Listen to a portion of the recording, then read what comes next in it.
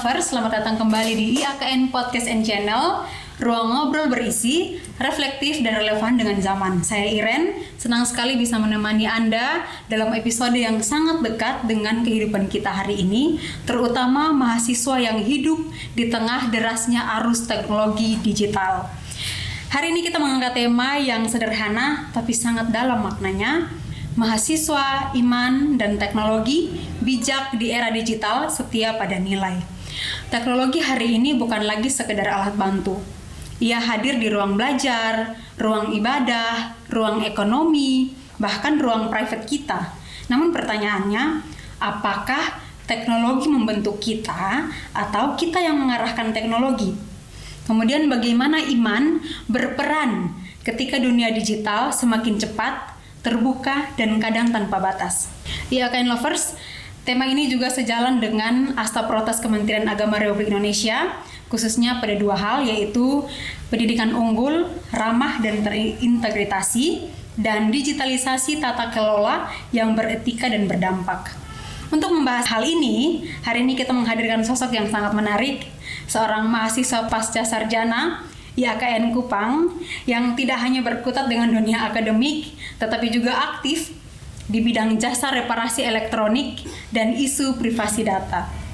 Mari kita sambut narasumber kita hari ini, Bapak Salmon Henuk MPD. Selamat datang di IAKN Podcast and Channel. Terima kasih sudah hadir dan berbagi. Baik, sebelumnya mungkin saya sapa dengan sapaan apa ini? Bapak, kakak, atau om, atau mana-mana saja. Oh, mana-mana saja. Bapak, kakak, boleh mana. Oke.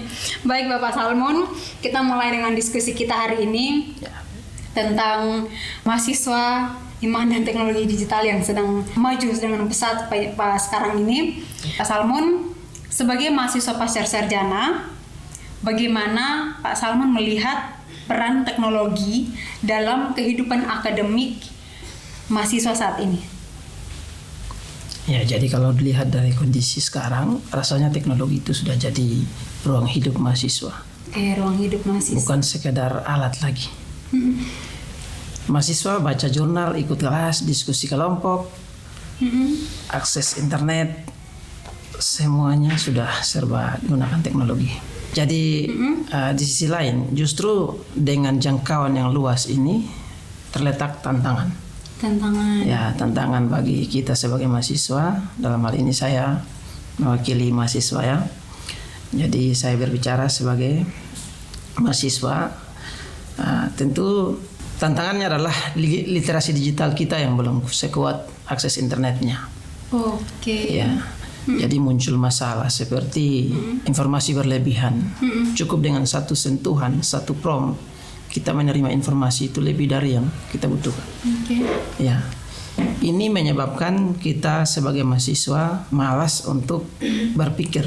Kita terbiasa dengan sesuatu yang instan, akhirnya sulit untuk mengolah pikiran kita untuk lebih kritis dan analisa yang lebih dalam tentang sesuatu. Jadi menurut saya teknologi itu memang banyak sekali membantu, tapi kalau tidak diimbangi dengan disiplin dan karakter, dia bisa jadi jebakan. Karena teknologi itu sifatnya netral. Yang bikin jadi berkat atau malah itu jadi masalah itu dari cara kita memakainya. Oke, jadi tantangannya itu tergantung pada diri kita sendiri ya. Apakah itu bermanfaat, berdampak, ataukah justru menjadi sesuatu yang negatif bagi kita. Pak Salmon, apa kesalahan paling umum nih? Ya, akan Lovers dengar ini. Kesalahan paling umum mahasiswa dalam menggunakan teknologi digital untuk belajar. Jadi kesalahan umumnya apa supaya ya akan Lovers atau juga semua mahasiswa yang ada di luar sana bisa dengar? Ya, kesalahan paling umum menurut saya ada 3. Yang pertama, belajar sambil multitasking. Jadi belajar sambil scroll TikTok, Facebook, IG dan lain sebagainya. Lalu yang kedua, hanya copy paste tanpa benar-benar mengerti konteks, bahkan sampai kepada tingkat plagiarisme. Lalu yang ketiga, karena sudah copy paste, akhirnya membuat kita sebagai mahasiswa tergantung pada mesin pencari AI. Tidak lagi mengandalkan otak kita yang kritis dan refleksi ilmiah tidak terlatih. Itulah kesalahan. Jadi 3 kesalahan umum adalah belajar sambil scroll media TikTok nih. Mungkin yang lihat diskonan, atau mungkin yang sedang lihat crushnya, atau mungkin fansnya atau idolanya.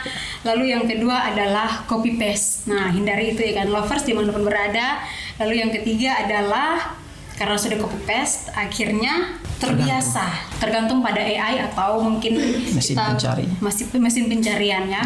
Ya baik, menarik sekali Pak Salmun di tengah dunia digital yang serba cepat dan terbuka ini, bagaimana iman berperan sebagai kompas moral dalam mengambil keputusan, baik itu sebagai mahasiswa maupun sebagai banyak ini pelaku usaha jasa elektronik. Ya baik. Jadi dunia digital itu sangat cepat dan serba terbuka. Ya. Semua pilihan ada di depan mata kita. Oke. Di situ iman bekerja sebagai kompas, bukan cuma tanya ini boleh atau tidak, tetapi juga ini berkenan kepada Tuhan atau tidak. Yeah. Maka iman menolong kita membedakan apa yang berguna dan apa yang malah merusak diri kita dan orang lain. Ya. Lalu sebagai mahasiswa atau pelaku usaha jasa elektronik, iman membuat kita ingat bahwa setiap klik, setiap data, setiap layanan yang kita berikan itu menyentuh martabat orang lain. Okay. Bukan sekedar urusan teknis. Saya berikan contoh, kalau di dunia elektronik itu saya sering mendapati ada orang datang bawa barang berharganya untuk diperbaiki, belum sempat menghapus atau memberikan inskripsi terhadap file-file sensitif yang ada di dalam. Dan itu memberi peluang jikalau kita tidak punya iman sebagai jangkar atau karakter dalam hal ini, kita bisa saja mengumbar data privasi orang dengan semudah mungkin karena ada di tangan kita. Tapi iman inilah yang membuat kita memiliki jangkar untuk mengendalikan diri dalam hal ini, menjaga privasi orang, karena ini menyentuh martabat setiap orang yang kita hadapi. Oke. Jadi iman yang penting ya, supaya tidak gampang terbawa arus dan juga tidak menyalahgunakan penggunaan jasa digitalisasi ini ya Pak. Oke Pak, tadi berbicara tentang umum. Sekarang saya mungkin bertanya secara pribadi kepada Bapak, iman apa yang paling Bapak pegang ketika berhadapan dengan godaan penyalahgunaan teknologi ini? Ya, jadi nilai yang paling saya pegang adalah integritas. Integritas. Ya, integritas. Baik. Di dunia digital ini banyak hal bisa dilakukan diam-diam. Oke. Manipulasi data, pakai software bajakan, bocorkan informasi dan lain sebagainya. Namun integritas itu menolong kita untuk tetap jujur, menghargai orang lain, takut akan Tuhan, meskipun tidak ada yang melihat secara langsung. Oke, jadi integritas ya. Integritas karena dalam integritas itu terkandung namanya kejujuran, menghargai orang lain, menghargai privasi orang lain. Baik, mantap sekali Bapak Salmun. Bapak Salmun bergerak di bidang reparasi elektronik dan privasi data. Betul ya? Wah, mantap sekali ini. Yang punya data-data yang disimpan tidak hati-hati dari sekarang. Seberapa besar kesadaran masyarakat, secara khususnya kita karena berbicara dengan IAKN lovers, terutama mahasiswa, tentang pentingnya menjaga data pribadi di era digital? Ya, jadi kalau bicara tentang kesadaran masyarakat, khususnya di dunia mahasiswa itu masih sangat rendah. Karena fakta yang saya temukan di lapangan itu seperti yang tadi saya bilang, orang datang bawa barang, bahkan jual barang belum sempat hapus file-file sensitif yang ada di dalam. Nah, ini sebenarnya memberikan peluang bahwa kita harus memaklumi kemampuan masyarakat atau mahasiswa khususnya di dalam menjaga, memiliki kemampuan untuk berkecimpung di dalam dunia digital ini kan masih sangat kecil. Jadi kita perlu untuk menjaga ya. Dengan contoh kasus banyak yang dengan santai membagikan foto, bahkan dokumen yang penting di media sosial ataupun platform online. Padahal data pribadi itu sekarang itu seperti mata uang baru di era digital. Jadi kita juga sudah lihat beberapa kasus kebocoran data mahasiswa di kampus-kampus besar yang menunjukkan bahwa bukan hanya pengguna, tapi juga lembaga seringkali belum serius melindungi data. Oleh sebab itu ya ada satu pesan buat teman-teman mahasiswa. Ini masuk ke pesan praktis ya. Ini pesan praktis supaya mahasiswa lebih aman etis dalam menggunakan teknologi. Ya. Batasi informasi pribadi yang dibagikan di media sosial dan pastikan izin kalau mengunggah data orang lain. Lalu yang kedua, gunakan kata sandi yang kuat. Yaitu aktifkan verifikasi 2 langkah. Oke. Karena itu sangat penting untuk menjaga ketika ada seseorang masuk di akun kita, minimal ada notif ke kita bahwa ada oknum yang masuk dan kita perlu setuju di situ dengan adanya autentikasi 2 faktor 2 langkah itu menolong kita. Lalu hapus atau kunci data sensitif sebelum kita bawa handphone atau laptop kita untuk diperbaiki ataupun dijual. Itu yang perlu dijaga. Dan ya terakhir adalah biasakan, saya tekankan lagi, biasakan baca syarat dan layanan kebijakan privasi secara kritis. Jangan asal klik setuju. Oke. Itu yang paling penting. Ya, jadi ya kan lovers, jangan lupa untuk berhati-hati dalam menggunakan teknologi digital, karena satu informasi dengan 1 klik saja semua data kita bisa terinformasi dengan cepat. Karena itu kita perlu berhati-hati, jangan cepat memberikan informasi, terlebih data pribadi atau yang lebih sensitif ya Pak ya. Baik, terima kasih, sangat mencerahkan sekali untuk ya kan lovers yang ada. Baik, Bapak Salmun, Astaprotas Kementerian Agama RI menekankan pendidikan unggul yang terintegrasi dengan perkembangan zaman. Menurut Bapak Salmun, bagaimana kampus termasuk IAKN Kupang dapat membentuk mahasiswa yang cakap digital tetapi tetap beretika dan beriman? Ya, jadi dalam Astaprotas Kemenak ini pendidikan unggul itu bukan hanya canggih teknologinya, tapi juga terintegrasi, ramah dan relevan dengan kebutuhan zaman. Artinya kampus didorong untuk memanfaatkan transformasi digital, tetapi tetap menjadikan nilai-nilai agama dan etika sebagai fondasi. Ya, kampus seperti IAKN Kupang bisa mengembangkan kurikulum yang menggabungkan literasi digital, etika penggunaan teknologi dan juga nilai-nilai iman. Misalnya lewat mata kuliah, seminar, praktik pelayanan dan pemanfaat media digital. Ya. Jadi mungkin manfaatkan media untuk hal-hal yang baik supaya iman kita dan etika kita tidak ternodai oleh godaan-godaan. Lalu hal berikut lagi, selain itu juga dosen atau pengelola kampus perlu menjadi teladan dalam memakai teknologi secara legal. Menghormati hak cipta, menjaga data mahasiswa, dan menciptakan budaya akademik yang sehat di ruang online. Dengan begitu mahasiswa belajar bukan hanya cara memakai teknologi saja, tapi juga cara hidup bertanggung jawab di dalamnya. Baik.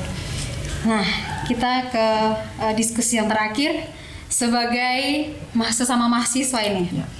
Pesan Bapak Salmun bagi generasi muda supaya tidak kehilangan nilai, karakter, dan iman di tengah kemajuan teknologi saat ini. Ya, baik. Jadi pesan saya untuk teman-teman mahasiswa, teknologinya akan terus berkembang. Yang perlu dijaga adalah siapa diri kita di tengah perubahan itu. Jangan biarkan algoritma dan tren menentukan nilai hidupmu. Biarkan iman dan panggilanmu yang mengarahkan cara kamu memakai teknologi. Belajarlah sungguh-sungguh pakai teknologi untuk memperdalam pengetahuan dan memperluas pelayanan. Namun ingat satu hal, di ruang digital pun kita dipanggil untuk menjadi terang, jujur bertanggung jawab, menghargai sesama, dan tidak mengkhianati iman demi kenyamanan sesaat. Iya, luar biasa sekali. Terima kasih banyak Bapak Salmun yang sudah berbagi refleksi yang sangat jujur, relevan, dan membumi untuk IAKN Lovers dimanapun berada. IAKN Lovers, dari percakapan hari ini kita belajar bahwa teknologi adalah alat, bukan tuan. Jadi boleh dengan teknologi, tetapi pikiran kita juga harus dipakai. Ya betul ya Pak. Kemudian iman bukan penghalang kemajuan, tetapi penuntun arah. Mahasiswa masa depan bukan hanya cerdas digital, tetapi juga berkarakter, beretika, beriman, dan bertanggung jawab. Inilah semangat yang ingin terus dihidupkan di IAKN Kupang, kampus yang mendorong pendidikan unggul, ramah, terintegrasi, sejalan dengan visi besar Kemenak Republik Indonesia. Baik, sebelum kita menutup episode kali ini, Bapak Salmun kami berikan kesempatan untuk memberikan closing statement bagi pendengar setia YKN Lovers dimanapun berada. Ya, buat pendengar setia YKN Lovers dan seluruh teman-teman mahasiswa, hari ini kita belajar bahwa teknologi bukan sekadar alat, tetapi bagian dari ruang hidup kita sebagai mahasiswa dan anak-anak Tuhan di era digital. Teknologi bisa menjadi ladang pelayanan, sarana pembelajaran sekaligus ujian karakter, teman-teman.